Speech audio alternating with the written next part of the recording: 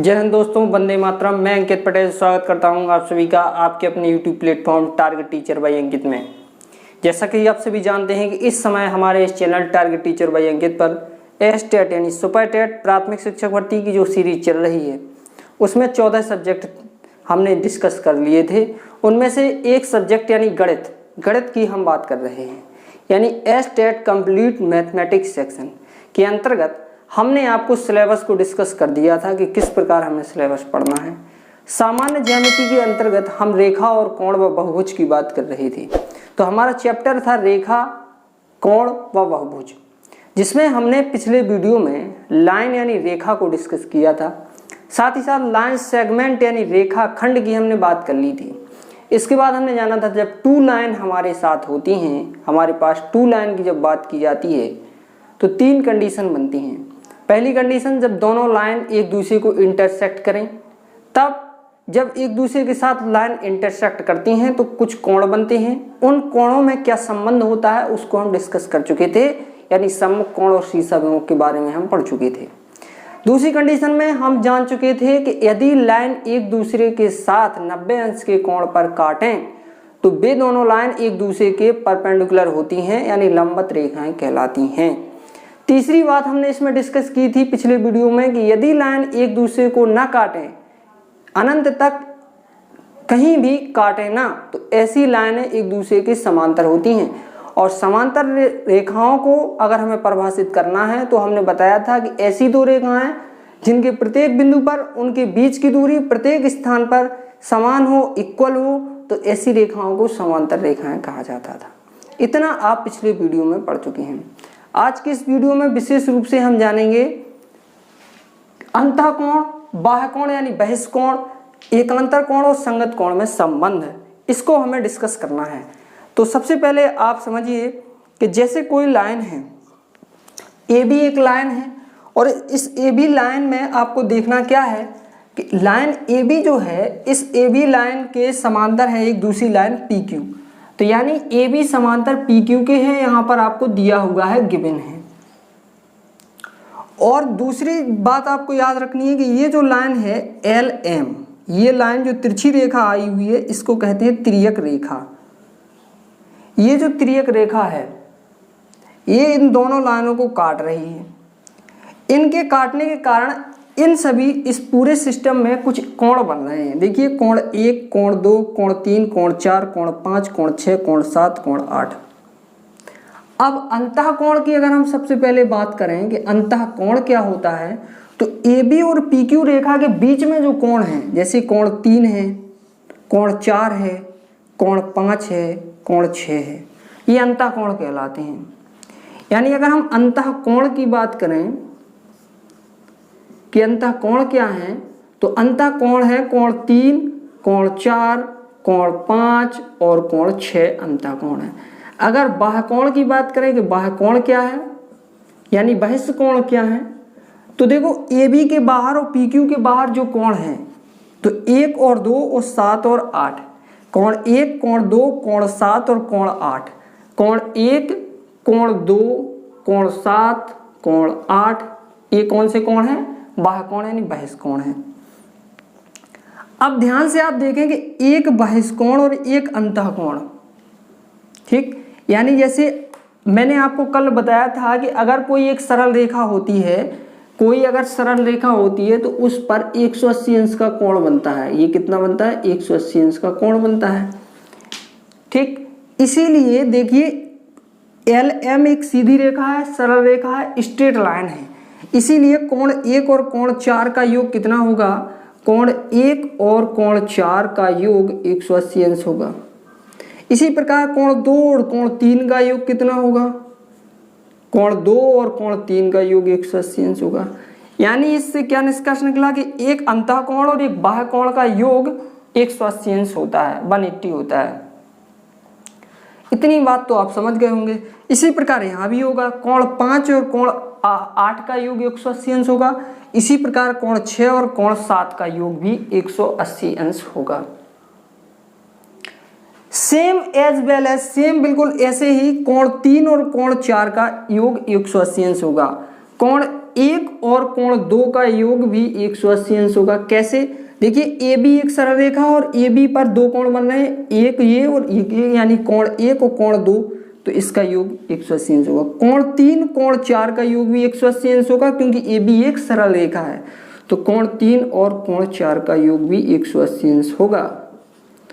इतनी चीजों को आप जान रहे हैं। इसी प्रकार नीचे भी कोण 5 का योग और 6 का योग 180 अंश होगा, कोण 7 का योग कोण 8 का योग 180 अंश होगा। इतनी चीज आपको समझ में आ रही होगी। अच्छा, ये आ कैसे रहा है 180? क्योंकि ये भी एक सरल रेखा है, यानी पूरा यहाँ एक राउंड अगर आप घुमा दें तो ये जैसे मैंने यहाँ पर एक अर्धवृत्ताकार बनाया, ये पूरा कितना 180 है। अब यहाँ पर ये बीच में जो लाइन LM गई है, तो ये कोण 1 और कोण 2, इन दोनों का योग 180 अंश होगा। होगा या नहीं होगा? आप ऐसे समझे जैसे यहाँ पर मैं एक लाइन खींच दूं ऐसे, तो इन दोनों कोणों का एक कोण ये बना और एक कोण ये बना, इन दोनों का योग 180 अंश होगा। इतनी बात आपको समझ में आ गई होगी। इसके बाद एकांतर कोण हमें देखना है, तो आइए एकांतर कोण के बारे में इसका आप स्क्रीनशॉट लीजिए। पहले स्क्रीनशॉट लेने के बाद मैं आगे बढ़ता हूं, तो आप इसका स्क्रीनशॉट ले सकते हैं।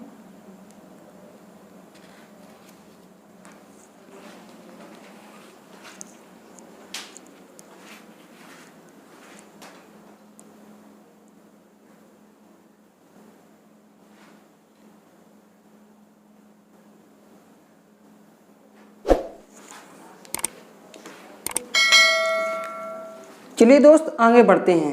अब हम बात करते हैं अंतःकोण और बाह्य कोण के बाद संगत कोण की। और संगत कोण आप लोग हेडिंग बनाइए कि संगत कोण क्या होता है, करस्पॉन्डिंग एंगल क्या होते हैं। देखिए संगत कोण क्या है। देखिए AB और PQ पैरेलल लाइन है, LM ट्रांसवर्स लाइन है। AB और PQ को जो ट्रांसवर्स लाइन काट रही है उसके एक तरफ यानी दाहिनी तरफ आप देखें, तो जब राइट साइड आप देखेंगे तो कोण 1 और कोण 4 और कोण 5 और कोण 8, ये 4 कोण हैं। अब इसके AB के ऊपर देखिए कोण 1 है, AB के ऊपर कौन सा कोण है, कोण 1, और PQ के ऊपर देखिए कोण 5 है, यानी AB के ऊपर भी 1 है और PQ के ऊपर 5 है, ये आपस में बराबर होंगे, संगत होंगे, यानी संगत कोण के कारण बराबर होंगे। इसी प्रकार AB के नीचे देखें कोण क्या है, कोण 4, और PQ के नीचे देखें कोण क्या है, कोण 8। ठीक, तो कोण 4 कोण 8 के संगत होगा। यानी संगत कोण क्या होते हैं, ट्रांसवर्स लाइन के एक ही ओर के एक ही स्थिति में जो कोण होते हैं वो एक दूसरे के संगत होते हैं। जैसे LM रेखा की अगर हम बाईं ओर यानी कि लेफ्ट साइड अगर हम बात करें तो देखिए LM रेखा के 2, 3, 6 और 7 ये 4 कोण हैं लेफ्ट साइड। अब AB के ऊपर 2 है और PQ के ऊपर 6 है, तो कोण 2 बराबर होगा कोण 6 के। इसी प्रकार कोण 3 बराबर होगा कोण 7 के। ठीक, ये संगत कोण होता है।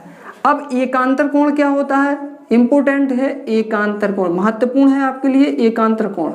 एकांतर कोण में दो होते हैं, अंतः एकांतर और बाह्य एकांतर। तो सबसे पहले हम अंतः एकांतर की बात कर रहे हैं, अंतः एकांतर कोण। ठीक, अंतः एकांतर कोण की अगर हम बात करें तो अंतः एकांतर कोण क्या होता है कि AB और PQ के अंदर, ठीक, अंतः मतलब AB और PQ के अंदर, और एकांतर भी हो, अल्टरनेट एंगल भी हो, यानी कि 3, 4, 5 और 6 4 कोण है, तो 3 जो कोण है वो 5 के बराबर है एकांतर कोण से। तो हम कहेंगे कि कोण 3 बराबर है कोण 5 के, अंतः एकांतर कोण, और कोण 4 कोण 6 के बराबर है अंतः एकांतर कोण। कोण 4 कोण 6 के बराबर है अंतः एकांतर कोण। ठीक, अब बाह्य एकांतर कोण क्या होता है, बाह्य एकांतर कोण। बाह्य एकांतर कोण की अगर हम बात करें, ये क्या था, अंतः एकांतर कोण था, ये अंतः एकांतर कोण। बाह्य एकांतर कोण मतलब AB और PQ के बाहर जो कोण है, तो कौन कौन से, 1, 2, 7 और 8। लेकिन ये जो एक कोण है वो 7 के बराबर होगा बाह्य एकांतर कोण से। तो कोण 1 बराबर होगा कोण 7 के और कोण 2 बराबर होगा कोण 8 के। ये क्या है? बाह्य एकांतर कोण।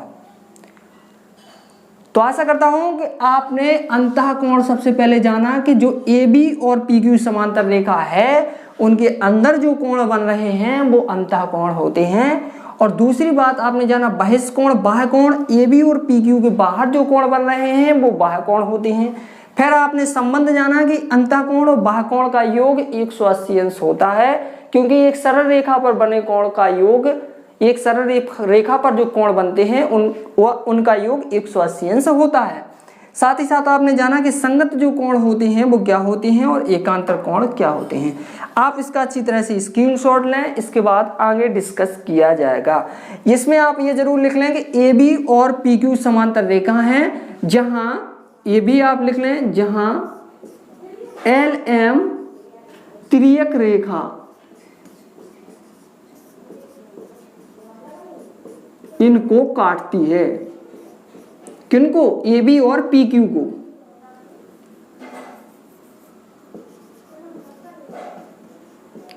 इनको काटती है।